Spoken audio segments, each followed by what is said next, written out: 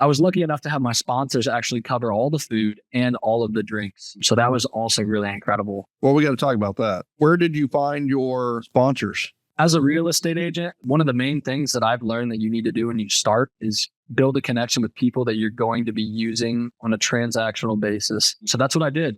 I was lucky enough to have a mentor that was well known, and he introduced me to some people that he used. One was the title company that he uses, and another one was the lender that he uses. Those are just some examples. And those are actually two of the people that ended up sponsoring the event. So it worked out perfect. Great. How many total sponsors did you have? So I had 3 total sponsors. I was in a negotiation battle with the 4th one, but after negotiating for a while, the responses were really slow. And I just kind of realized in my head, this isn't someone that I would want to send my clients to.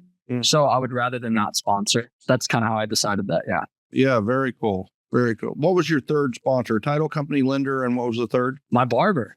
Okay. When it came to sponsors, I just like to think of ways to help people.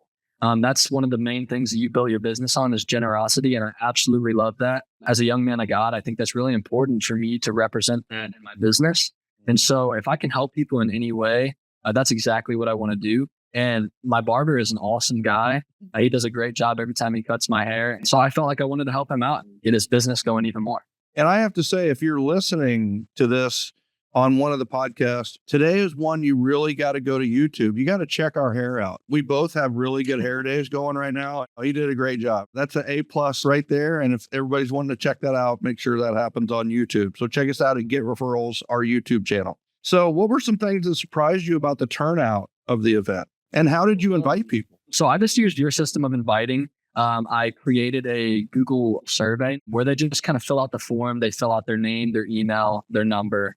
And it had a couple of things on there that were like, do you know anyone buying, selling, or investing that would need some help? It was just a form like that. And I emailed it to him. But my girlfriend is in medical school. So she also posted it in her group chat of 150 medical students and said, feel free to RSVP if you guys want to show up to this event and help support and have a drink. So that's pretty much how I went about it.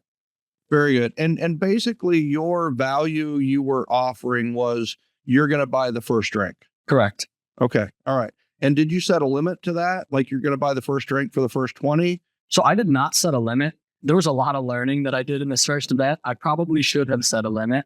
However, it ended up working out perfectly because my lender, he didn't really give me a number. He was the one who bought the first drinks. Yeah. And he said, I don't really have a number, but I'm willing to do a couple hundred, 200 to 300. So I was like, okay. Geez. Yeah. Yeah, I know. I was like, that's awesome. That's awesome. Yeah, and it's happy hour. So, I mean, the chances that we were going to get there were pretty slim, but it literally worked out perfectly to the T. So, well, you made it happen. And I love the lender's flexibility there. That's great. And you talk to him, hey, listen, you buy the first drink and I'll generate the people. And what else surprised you about the turnout of your event? So because it was my first event, I learned a lot about the RSVP process and how important it is to not only just send one, but multiple. Like I said before, I was kind of in that negotiation battle with this sponsor about like a door prize or whatever it was.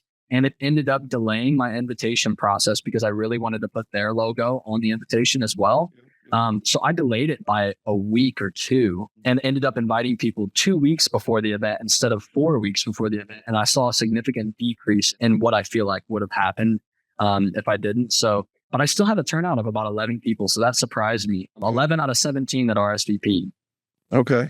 So you did still have 6 no-shows. And do you think the 6 no-shows were because of just not doing a good enough job on the confirmation because you were so busy with other stuff? Yes, I did. Did any of the no-shows text you or let you know that they weren't going to be there? Or did they just like not show up? 3 or 4 of them texted me and let me know they weren't going to be there, like stomach bugs or whatever it was that was happening. And the others did not. It was about 50-50, I would say. And how many total people did you invite, you think? 150 in the chat at the med students, and then how many other people? So there's about 150 in the chat for the med students. And I would say for me personally, about 25 to 30. Okay. In that range, like direct email and messaging. Okay. How many of the 150 med students came, do you think? 2 or 3. Okay. I think whenever it's more of a generalized approach to invitations, it doesn't hit home the same as getting like a direct message from the person. So I think that's kind of why it turned out that way. All right. And so results, like how did it go? The people that I know, I think they enjoy showing up a couple minutes late or 30 minutes late just so they're not like the first person there. So the first 20 minutes or so, there was maybe one or two people. One of my sponsors was the only one that was able to make it. And they were there to just like, I introduced them to the sponsors. But after about 45 minutes, that's when about everyone started to show up. And then that's when the total of 11 people showed up pretty instantaneously.